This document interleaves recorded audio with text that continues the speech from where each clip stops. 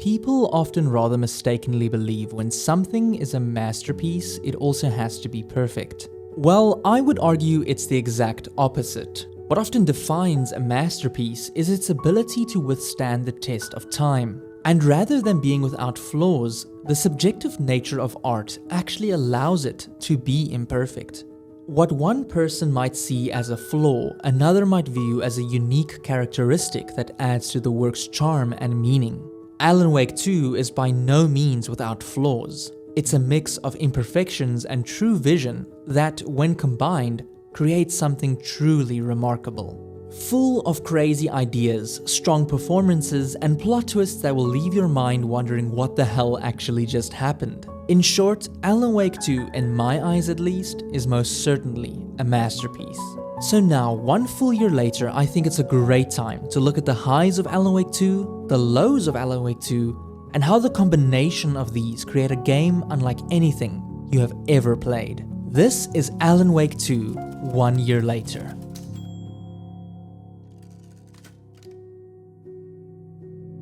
The first Alan Wake released all the way back in 2010. It was really well reviewed, with many reviewers highlighting the brilliant storytelling and exceptional world building, but also critiquing the very basic and sometimes janky gameplay.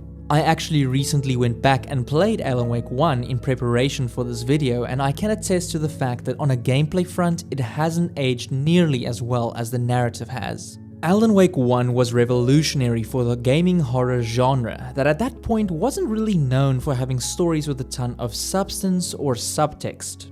Alan Wake was clearly different, and due to its differences, it wasn't as immediately embraced like the more popular IP of the time. Alan Wake was actually not even a horror game, it was more of a psychological action-adventure. It really wasn't until a few years after its release where the game would become what we refer to it as today, a cult classic. Alan Wake and the connected universe that Remedy were slowly crafting with games like Quantum Break and Control would grow in popularity with the fans of this weird and wonderful so-called Remedyverse. No mention of Alan Wake was to be seen for many years. That is, of course, until the release of Control, where the events experienced by Alan Wake during his vacation in Bright Falls were perfectly described by a document you pick up in the game.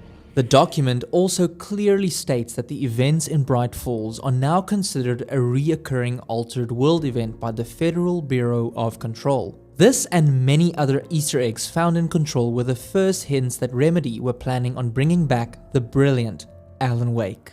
Then on the 10th of December 2021 at the Game Awards, Alan Wake 2 was finally revealed. A showstopper of a trailer that promised a mind-bending journey through the dark place where Alan Wake was still stuck after the events that transpired in the first game. The hardcore fans that waited at this point almost 11 years were, to say the least, overjoyed. But 11 years in between sequels is a very long time for a non-fan. So long, in fact, that many people had no idea who Alan Wake was and what this trailer even meant. The first Alan Wake was this ancient relic to them, and no amount of remastering could alleviate this problem, as replaying the original now is still rather difficult due to its dated design. It would always be an uphill battle to convince newer players to give a sequel to an 11-year-old game a chance. Fast forward to the 24th of May 2023 and the first gameplay reveal happened. Another great trailer that not only revealed that the story would in fact have 2 protagonists, but that it would also have a very true detective feel to it. This trailer really had everything. The visuals looked top-notch, the atmosphere dark and dreary, and Alan Wake seemed like he had seen better days. The anticipation for the sequel was climbing, and 13 years after the first Alan Wake released, on the 19th of October 2023, Alan Wake 2 finally released, to critical acclaim.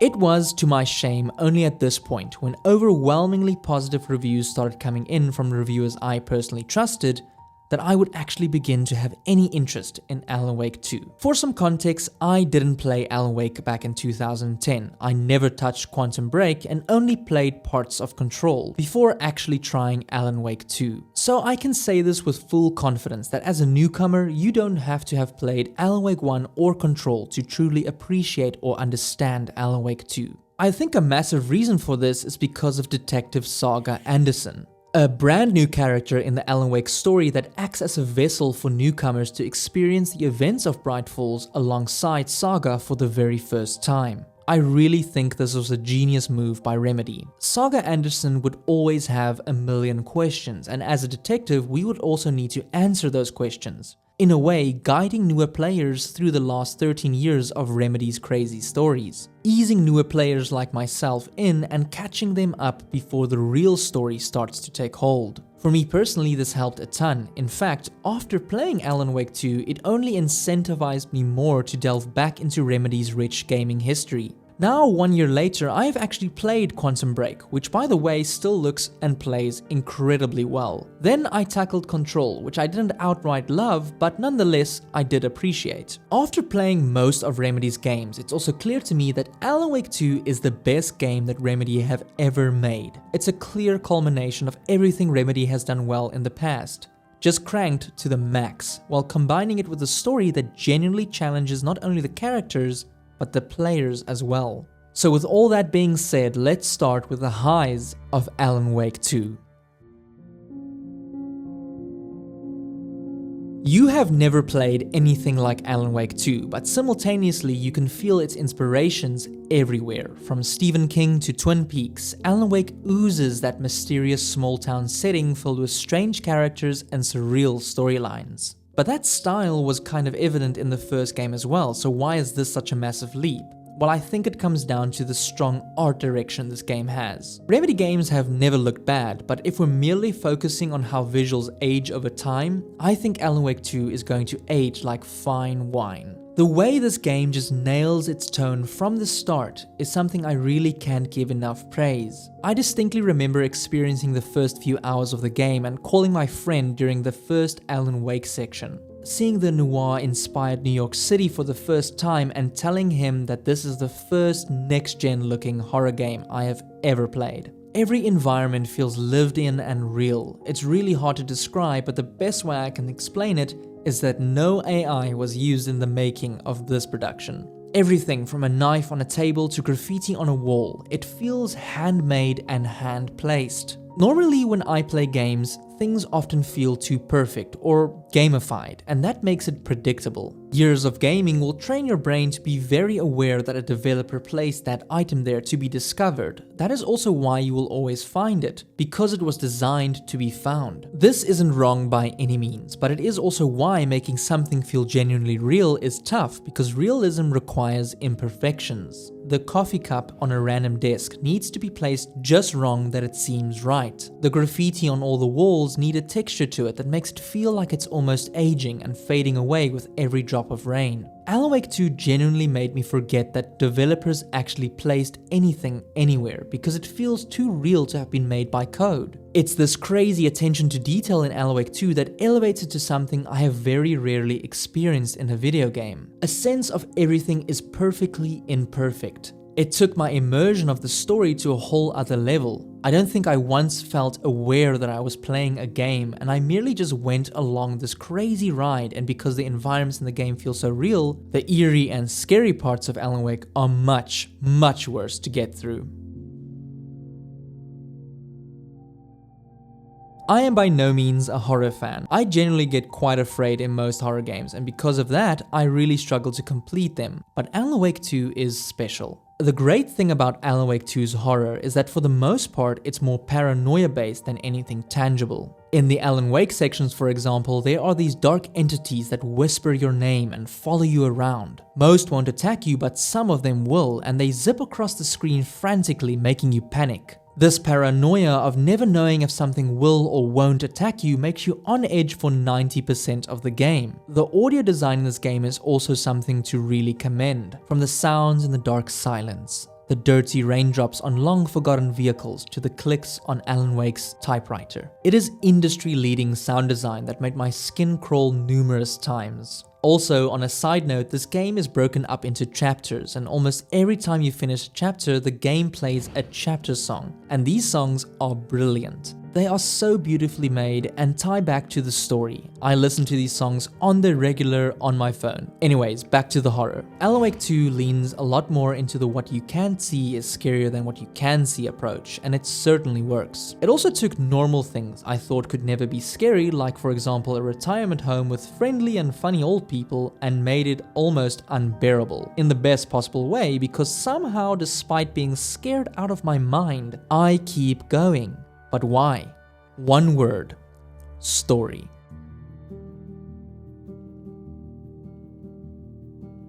Alan Wake 2 picks up right where the first one left off.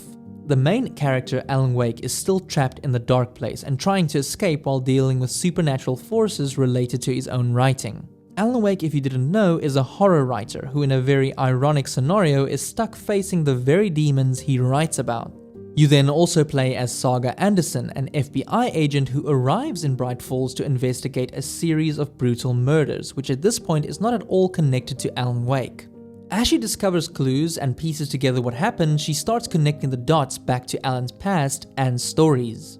I won't give too much away, as discovering how these two characters are truly connected is part of the fun, and also the reason why I, someone chronically scared of jump scares and horror in general, kept going. And that in the end for me is the sign of a great story. When even faced with things I genuinely don't like, I keep going because I want to see the characters' resolutions. I am, alongside Alan and Saga, yearning for answers to the murders taking place in Bright Falls, wanting to understand how the dark place works and discover why Alan and Saga are connected. The game dives deep into themes of creativity, madness, and the power of storytelling, and by the end, my jaw was on the floor and my mind completely blown. The best part of Alan Wake 2's narrative is that by the end, it recontextualizes everything you did in the game, which makes a replay so much more worth it. It is certainly the best narrative I experienced the whole year, and one best experienced unspoiled. So let's move on.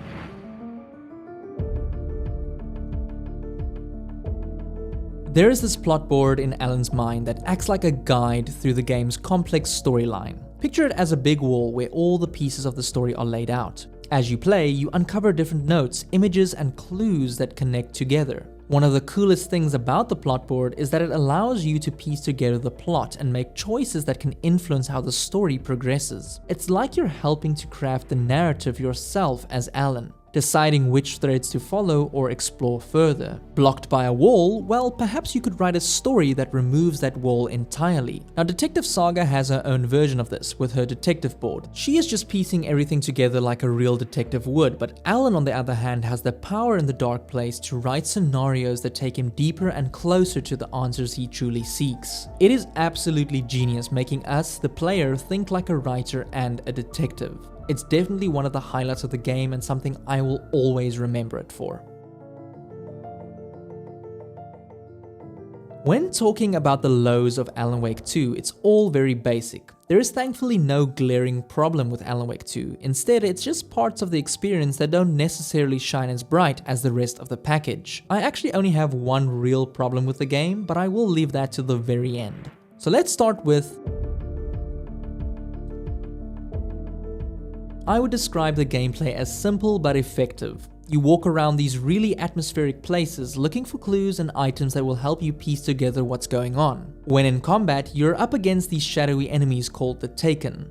The cool part is that light is your best weapon. You use your flashlight to weaken them, and then you can shoot them with the guns you find in the game. But you have to be smart about it. It is survival horror after all, so resources like ammunition and batteries for your flashlight are limited, so you will need to manage those carefully. There are also some puzzles as well, which really make you think as you figure out how to progress through the different areas or unlock a new weapon. The game also has this light mechanic where you place and remove lights in certain areas, and that allows the scene to change entirely. The best part is that it's instant. It feels so next-gen-y. No delay, it just happens, opening up new pathways and opportunities for the story to move forward. It's super cool and definitely a standout addition. So overall, I'm not disappointed by the gameplay, albeit a bit basic in certain areas, and I do understand why some people might be disappointed by it. I, however, do feel it does fit the game really well, and that's the most important part of any gameplay in a narrative-forward game. It needs to serve the overall vision and not get in the way of the story, which I think it does really well.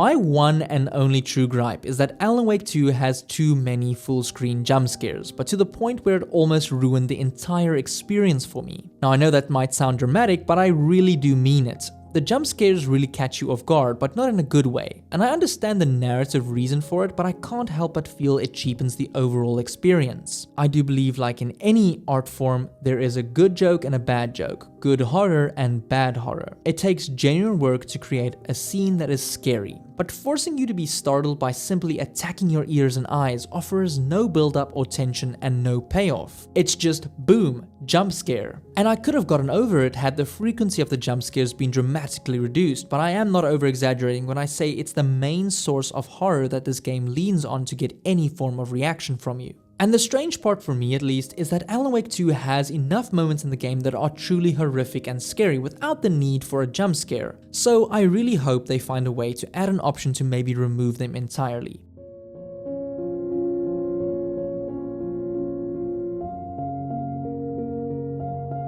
A year after its release, Alan Wake 2 has proven to be a very memorable experience that blends unique storytelling and atmospheric depth. And sure, while the gameplay might not be breaking new ground, it effectively supports the story, offering moments of genuine tension and horror. Alan Wake 2 stands as a remarkable example of how games can craft engaging, immersive experiences that go toe-to-toe with the very best works of art out there. For me, Alan Wake 2 isn't just good, it's a masterpiece. If you enjoyed this retrospective, consider watching one of my many other 1 year laters right here. Thank you for watching.